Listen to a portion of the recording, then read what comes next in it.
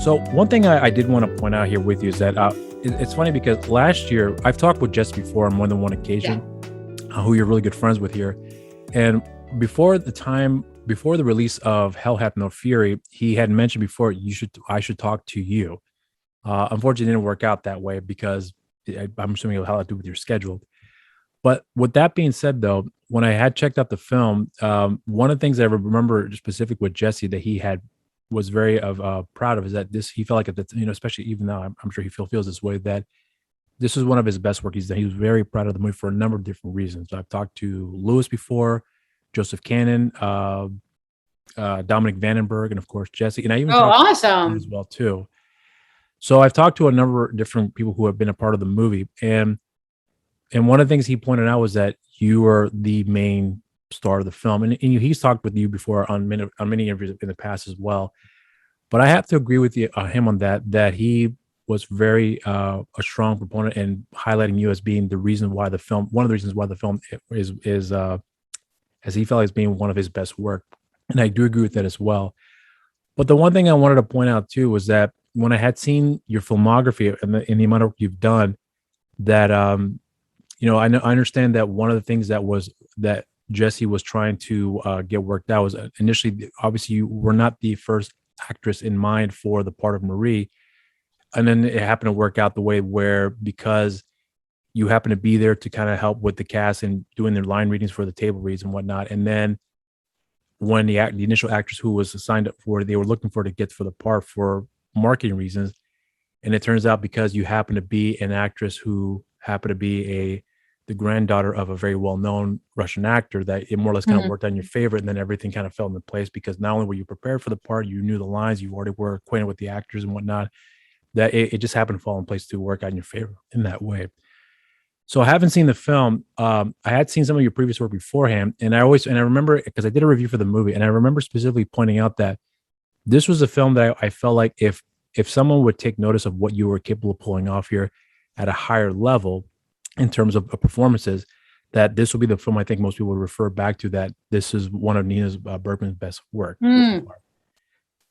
So having seen that film, and then I've been following up with your career since that point, getting myself more acquainted with your work and listening to what you've done as well too.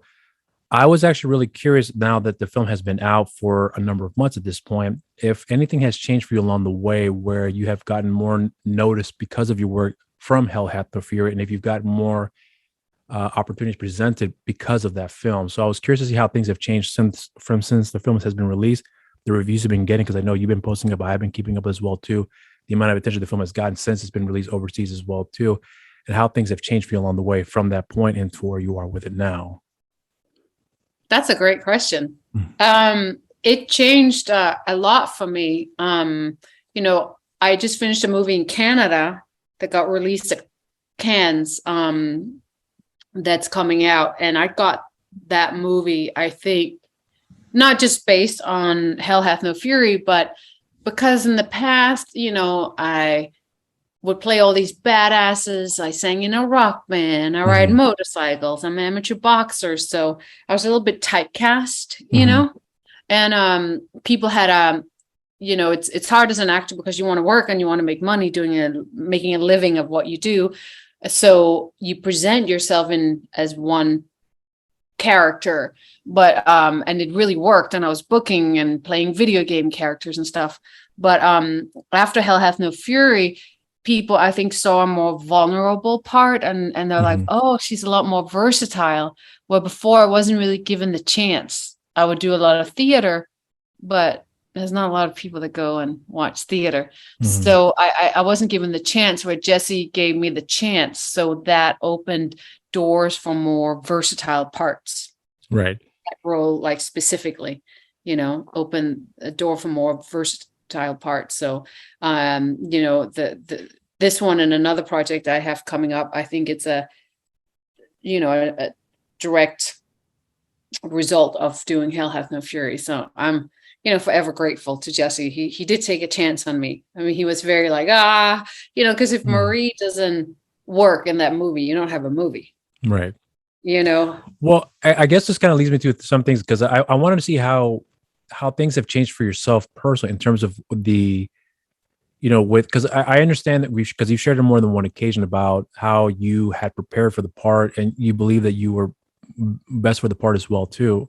Mhm. And it does show on the screen as well. But the thing that I wanted to get your perspective on it now is that um, do you feel like you have gotten better because of your performance uh, portraying the character of Marie? Because I think one of the things that when you mentioned before, and I do believe that's 100% accurate when you pointed out that you were look at it as one type of character, being a strong lead female character, a badass, and things of that nature, and even to a degree, I would say more of like a sexy female character as well too, which is a Mhm. lot of the roles you were also getting as well. But to this degree, it was kind of more or less, if I think it's a fair assessment to make that you were doing all those things, but because of the complexity behind the character, you had to do those things to showcase, you know, the journey that your character Marie had to go through. I've actually talked to Kathleen McEwen as well too, who also helped write the film as Mm. well. So I've talked to a number of people who have worked on the Oh, wow. project.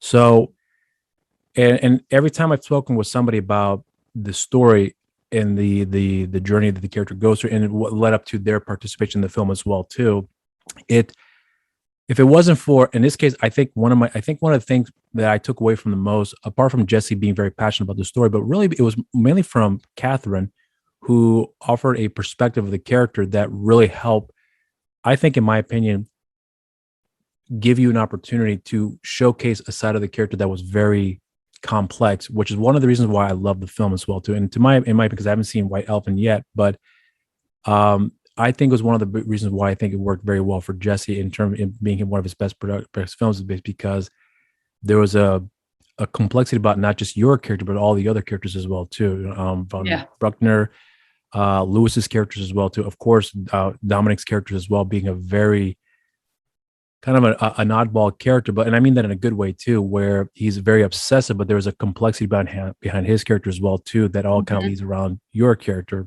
Yeah. But I felt like that if it wasn't for Catherine's take on the character and because Jesse was very adamant about getting a female perspective to this character, giving you that opportunity to present, a lot of the other arsenals, if you will, of your acting abilities. So I know I'm kind of going long wind here, but the reason why I'm pointing this out is because I feel like that if, because of that role, there's something that for yourself may have changed along the way. And I'm wondering what that would have changed for you personally in terms of your acting approach and your acting perspective, that you may have realized that maybe if it hasn't been for this part, that you probably wouldn't have looked things a certain way because of that role, if that makes any sense. Oh, it totally makes sense. Um, I do a lot of affirmations. I'm like one of those, I believe if you hold a thought for 17 seconds, it becomes a vibration. And I'm very careful with what I think. And I do a Mm, lot of Tony Robbins and I manifest. And, I'm very into that kind of stuff because it changed my life. And one of the things, I give myself these mantras, these affirmations. And after I did Hell Hath No Fury, I wrote a new affirmation. And that one is, my vulnerability is my superpower. And I never okay. got that before, because before it was always like, yeah, punch you in the fucking face out there. You know what I mean? I'll have Right, a right, mohawk, I'll scream your face off and F you, right, right. You know what I mean? And I was like, I'll work harder. I'll just, you know what I mean? And I realized, oh, Nina, it got you to like, you're playing all of the biggest video games characters on this. Did another one. You sang in a rock band and toured the world. You have like maxed that out. But I was like, that's not really who you are. It's like just one character. And I was like, the more vulnerable and the brave ones are the ones that have the courage to be authentically you and to be 100% honest, Mhm. and that's what I learned from this character. The more I could like shed all of those beliefs and masks you put on in life, and the more just raw and vulnerable I could be, the more I worked on myself, the better of an actor I can become. I believe how you do anything is how you do everything. So if I live my life like defensive and putting on sometimes, putting Right. on, you know what I mean? It's going to translate into my craft, into my acting. So if I'm just 100% authentic, vulnerable. I believe if you're transparent, nobody can poke holes at you, right? If I'm just like, this is who I am, you know what I mean? All these are all my flaws. This is who I am. I'm in full self-acceptance. You become a better actor and a better artist because you're just so raw, and truth always prevails. The truth will always prevail. Like when I did Hell Hath No Fury, I thought, no matter what, my performance is truthful as I could. Like I was as ripped open and truthful as I could. And I was like, maybe people are not going to like it, but at least I know I was as vulnerable and open and, you know what I mean? And truthful as I possibly could be. And then it's up to, everyone else to be like, I don't like it or whatever, but at least the performance was truthful. I really went there. So it changed my life after that. I was like, I want to live like that in my relationships. I'm always like the one that's like, I'm not going to live in a house with a white picket fence. I'm going to have a black picket fence. You know what I mean? I'm the boss in the relationship. You know what I mean? Right. I just had this like persona that, I was like, that's not really truthful. You know what I mean? Right. That it's just like one color. So it changed my life. These characters change my life every time I play one. Marie's superpower is her vulnerability. She's a victim. Right. Any minute they can just shoot her. You know what I mean? She's a total victim, and it doesn't stop her. She's just, relentless. And I was like, and she's so quiet, and she's not, pulling up on a motorcycle. She just knows she's just in a little slip, and I was like, that's power. These women in World War II, these women are strong. Me pulling up on a motorcycle and singing in a rock band and playing these badass parts doesn't make me a badass, Right. What makes me a badass is just being vulnerable and speaking the truth. Well, do you have, since the film has come out, has the perception of I'm trying to be very careful how I ask, because I'm not trying to be gossipy when I'm asking here, but I'm curious about how people have approached you differently in terms of like how normally you would get certain roles because of the way you look or the type of characters you play, but now that the film has come out and the reception of your performance of the character Marie, has people perspective you changed, I would say more or less behind the scenes as far as casting calls and things of that nature? Has that kind of changed a great deal because of that part and people looking you, I would say, I hate to say it like this, but I don't know any other way of going around it, but taking your acting more seriously, if that makes sense. I'm hoping that's the right way of asking it. Yeah. Oh yeah. I mean, I've always been the same. I've always had it in me. As I said, I just did it in plays where people didn't, really see me. Right. I've always been a hardcore method actor, but after Hell Hath No Fury, I mean, they called me for the movie in Canada that I just did called Cold Meat. They made an announcement so I can talk about it. Mm-hmm. And I play, a down and out waitress who's down on her luck, single mom, living, in Montana, single mom. I live with my mom. I have an abusive husband I'm trying to leave. And, a character I would never play before, Right. She's just a girl next door who's just like so unlucky. And then something happens and she has to dig deep inside of herself and find her inner strength, Mm-hmm. But I would never get cast as a small town diner waitress. Right. Right. No, I agree. And when I first got the part, I was like, really? You want me to play an American?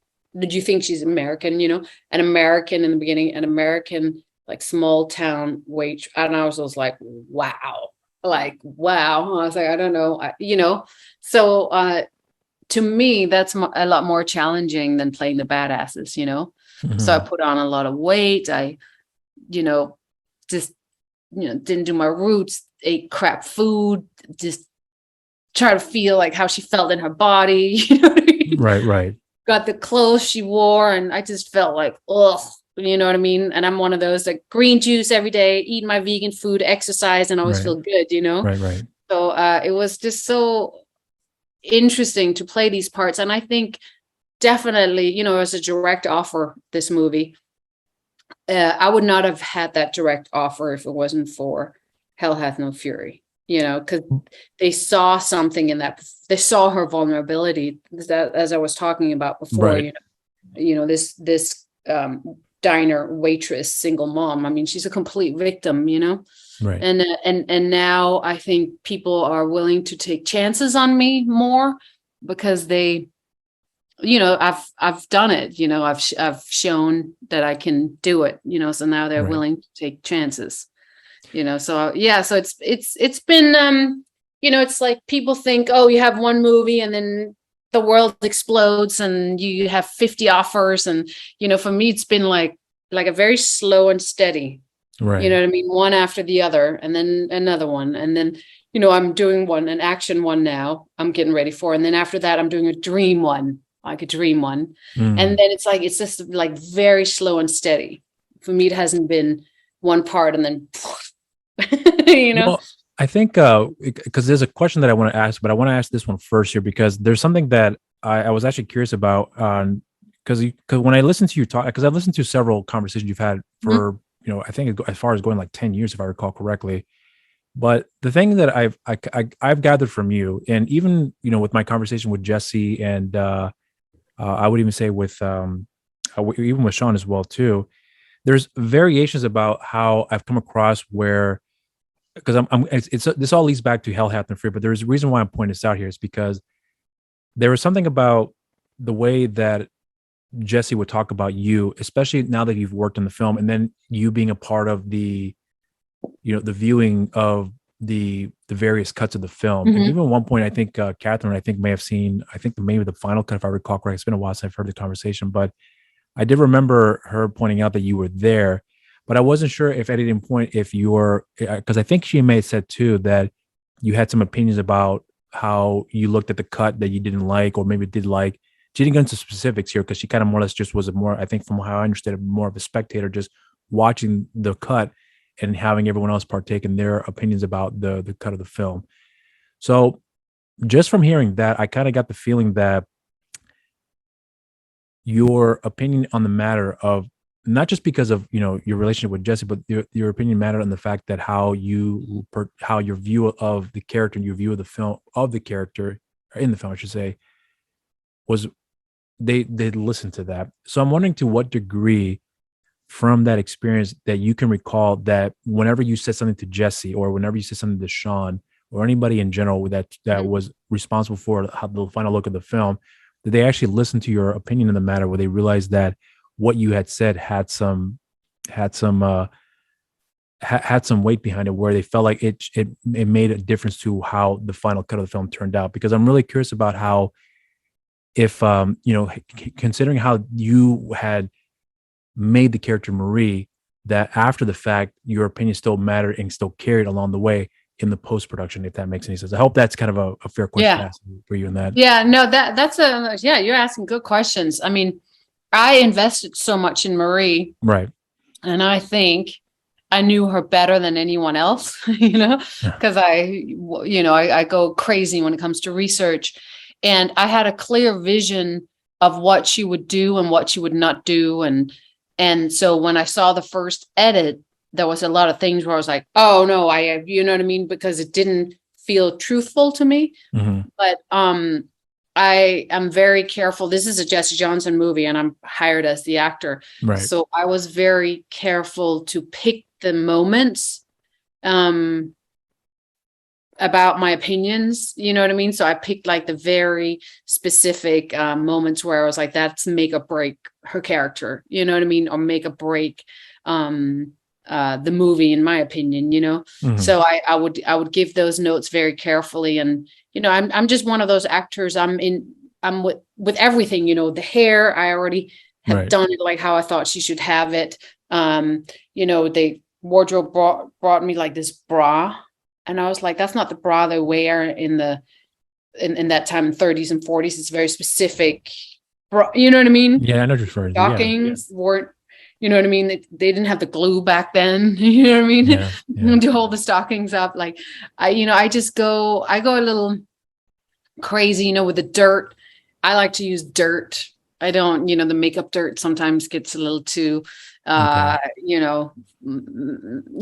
I just want to make it as real, as authentic as possible. So yeah, I did have a lot of opinions and a lot of notes, and Jesse was very graceful. He listened to me and he really took in what I had to say. And especially with the French, with my accent, I went a little bit crazy. I wanted to do ADR and I wanted to do more and more and redo it. And he let me do it. He let me do my thing so she could become as good as she could, and Right. then sometimes you'd be like, okay, Nina, no. And Charles Faddy helped out with your French as well too. He helped He with the accent did. as well. So he was Yeah, one of he the guys that was did. very He was so, he was amazing. A little hard because he's like, blah, blah, blah, blah, blah. I was like, okay, yeah, like slow, like, he's like, no, it's easy. You just go like this, and I was like, yeah, he's amazing at that. Did you get some assistance from, like, because you worked with Daniel, obviously for a number of days on the set, but but anyway, did he help with because he speaks German, English, and French as well, but did he have some insight about maybe you can try it like this as well too while you're on set to help with that, to kind of help with the accent for the character while maintaining more the emotional beats that comes with that as well too? No. Okay. He was very in his von Bruckner. Okay. He had his own German, French that he needed. He's a perfectionist too. I think that he needed to perfect. Okay. But I would use focus puller. I would use anyone French on the set. Okay. I mean? Okay. I would. I'm very resourceful. Okay. Daniel had to. We had some pretty intense scenes, so Daniel was a lot of time in his bubble as well. And my help was like in between the takes when we would go for lunch or whatever, and I would get help there. But no, Daniel, ours was more like emotional stuff we would work on together, and then choreograph like the scenes, like the end scene, like I get shot and then our hands have to meet and how do you come together. And that was a beautiful shot. I like that shot there. I said I like that shot. That was actually a really beautiful shot at the end where you guys were there. You were just talking about there. Yeah. And we only had a couple of takes because the sun was going down, so we had to choreograph it. Daniel and I had to choreograph it and figure out. It's there's a lot of technical stuff too that you guys don't see, and then you have to do it so many times that you don't think about it, so it becomes natural. So you don't go, okay, fall, hand, scream, turn, roll. You know what I mean? It's very technical. Yeah, I'm aware. So so we worked a lot on stuff like that. Not so much the language.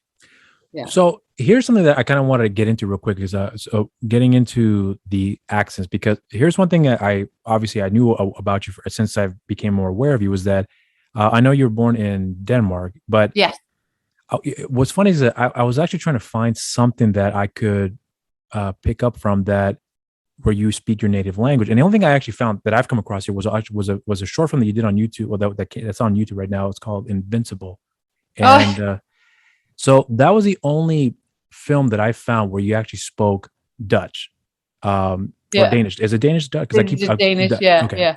So you spoke Danish in the film, and that was the only film that I could find that where you actually spoke in your native language. So what my question to you is this, because from my experience with watching actors that come from Scandinavia, a lot of times they're able to do pretty good when it comes to accents, especially when it comes to American accents and so on. And then when they have to change a different type of accent, for the most part, I can gather that most of them do very well when it comes to changing their accents outside of their native Danish accent. For you, on the other hand, though, was that something that's very difficult for you to do, and having to put on the French accent, or in this case, with the film that you were doing out in Canada, where you had to put on an American accent? Because even now, when I'm listening to you, I can still hear the Danish accent. Yeah. So is that kind of a difficult thing for you to do? Yeah, I work with an accent coach. Okay. I work on it. The French, was very hard. American is very hard. It doesn't make any sense what you guys are doing. But even been around it for a long period of time, you still you have a hard time getting acquainted with the I have like the last little part that I need to shake. So I have to I work with a dialect coach and I sit and drill like crazy, like Okay. crazy. Yeah. It's because as soon as it gets emotional, you go back to I don't know Right. if you notice, if you go out with your friends, if they're New Yorkers, you go for a drink, they have a Yeah, that couple comes of out. Yeah. beers and then it comes out. It's the Yeah. same in the acting. Once it gets emotional, it's like having a couple of drinks and then it starts coming out, so I have to I can't really talk to my family. I have to go into this hyper mode when I have to play an American. Right. And the French, I just try to speak as much French with a French accent and listen to it. I'm one of those crazy ones where I have my recordings and they're on repeat when I sleep. So it goes in my DNA and my bloodstream. Mhm. You know what I mean? So I It's wake part of up your and I'm lexicon then. all of a sudden I have a French accent and I just don't know. I was like, I just, I can't get rid of it because it's in me, Got it. Yeah. So I'm one of those. So do you also I mean, I understand that, accents are one of the major challenges when it comes to actors, but is that something that you purposely look out for to do to be able to practice that? Because I'm not sure if when someone comes out and reaches out to you for a part, if they know full and well that, you're Danish, and are they concerned that can you work on the accent, or they think because they can hear you speak English that maybe they don't notice your Danish accent come out, that they're okay with the way you're speaking without having to make requests about making some adjustments with your accent for the roles that you take on? Well, I think if they're very serious about it, they hire a dialect coach to have a dialect coach on set. Mm-hmm. So their job is just there to listen. And in case it slips out, we redo the take and they Right. work with you on it.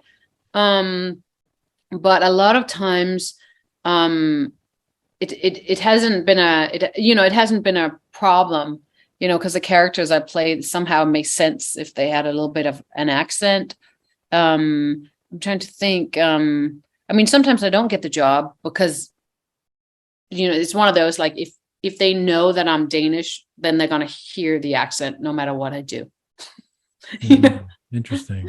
Yeah. Even, If they even if they don't like know. you for the part, just because they hear the accent, they won't hire you just simply because of that. Oh yeah. Oh yeah. Really? Okay. Yeah. Like if I have to play, you know, all American and they heard the accent and it's very important. Like if she grew up in wherever, Colorado, and they hear that Danish accent, it's not gonna make sense. The audience is Interesting. gonna be like, why is she talking funny? So Interesting. it's a real problem. It's a serious problem. I think it's the thing that held me back the most in the past. And now it's a little more versatile. Hmm. Luckily Hollywood is opened up more for diversity, me included, being Danish. Like if I'm allowed to have a, you know what I mean? They're not so worried about it, but where before there was just very, I would play like, hello, I'm Nina from Denmark, like kind of parts, you know what I Right.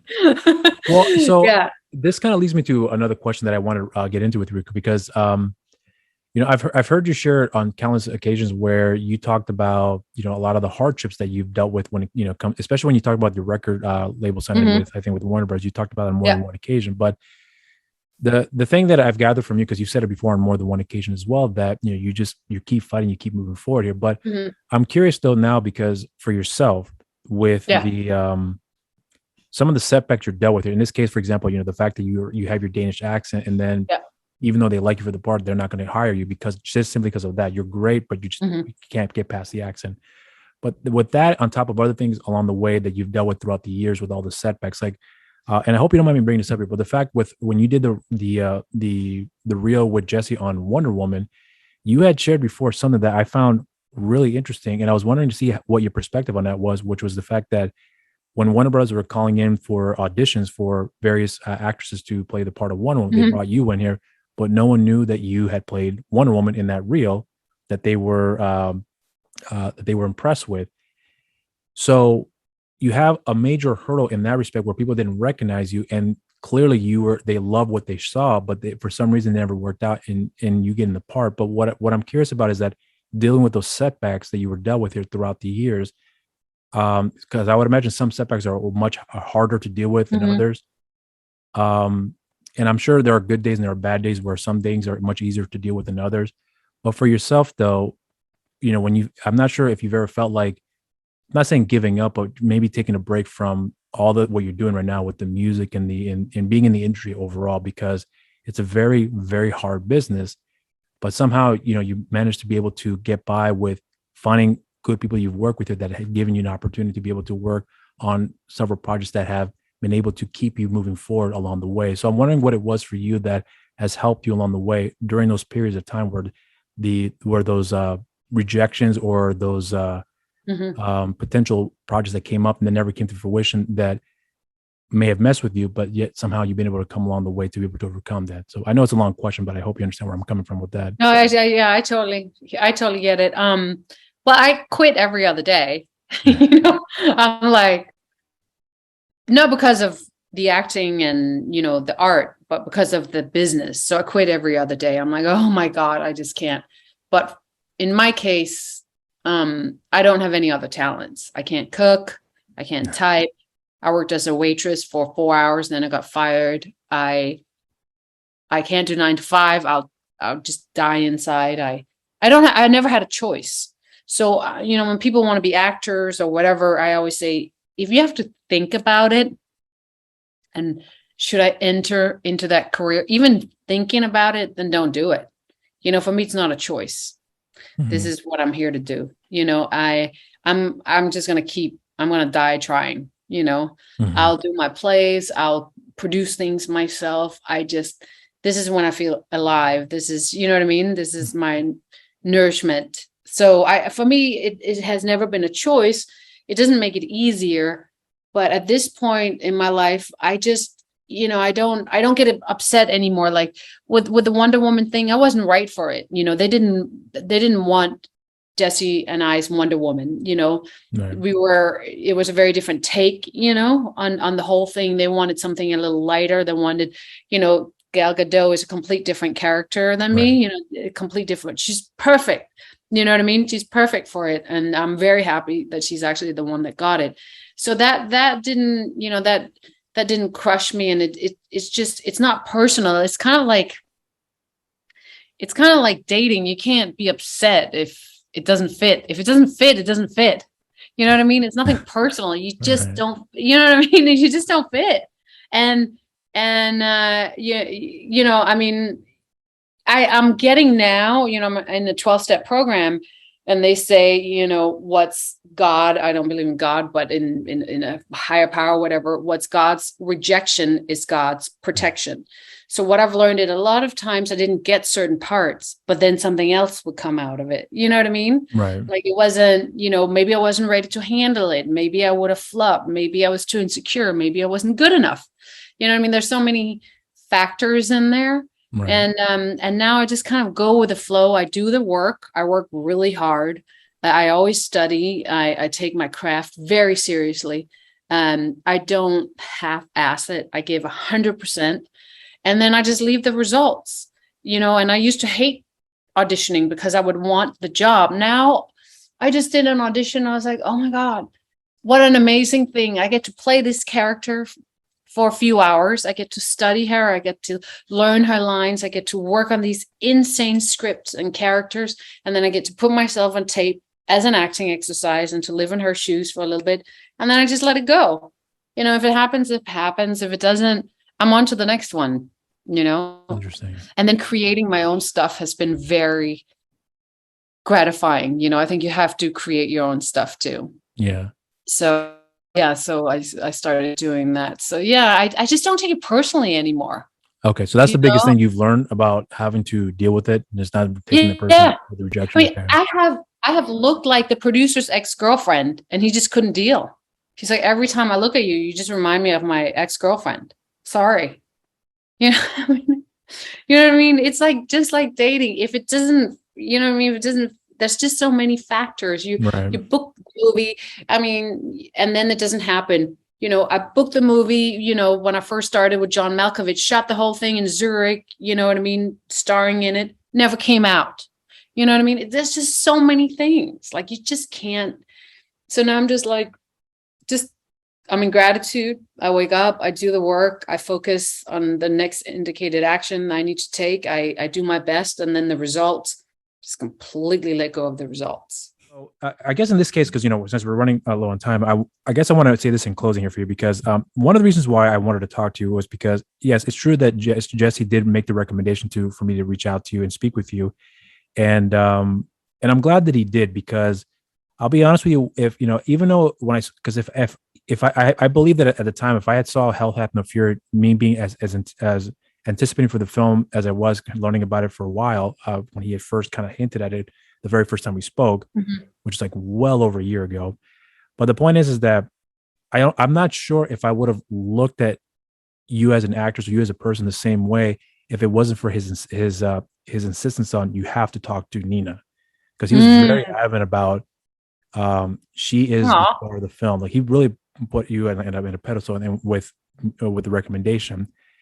So when I saw the movie, that's when I started to understand, okay, I can see what he was pointing out now and when I heard the stories along the way, what had happened, everything turned out the way that it did.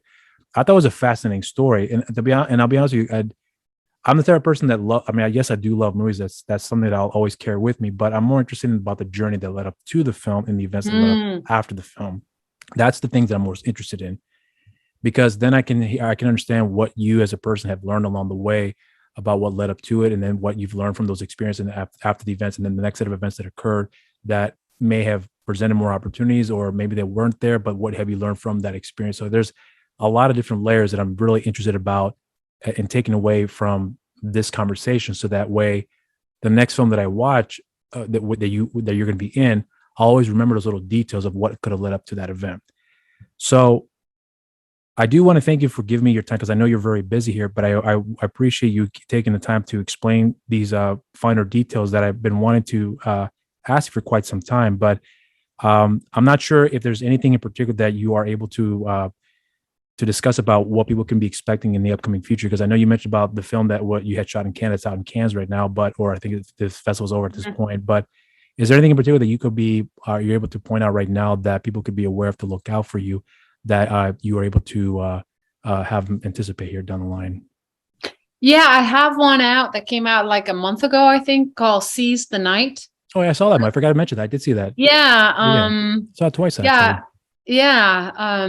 It's a cool little movie. The character is really cool that I'm playing, It's based on a true story too, is that right? Yeah. I remember that. Yeah. And then the Cold Meat in Canada is going to be out at the end of this year.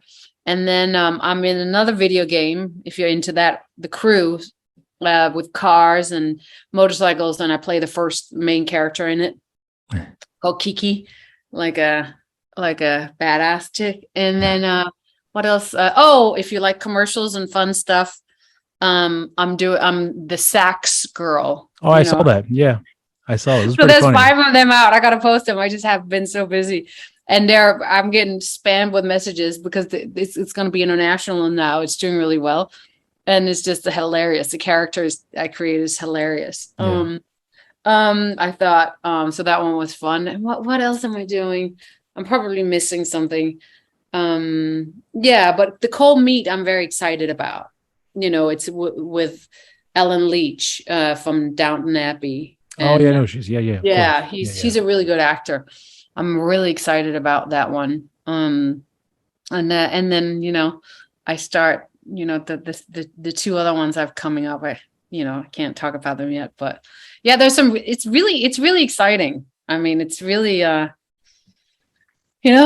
it's every day I wake up and I'm like, wow, I get to do what I love to do and pay my bills with what I love to do, So you seem happier now with the way things are going for you right now. Is that? Oh yeah. It's I'm very, very happy right now. All right. Well, I guess on that note, as for the camera, we can go ahead and close off here. But I want to thank you very much for giving me your time and offer me a chance to speak with you on this. And I'm hoping that one day we get to do this again, hopefully a little bit longer here, so we can delve more into stuff here. But otherwise, for the cameras, I want to say thank you much for giving me the time, and cheers to you. No, thank you. All right.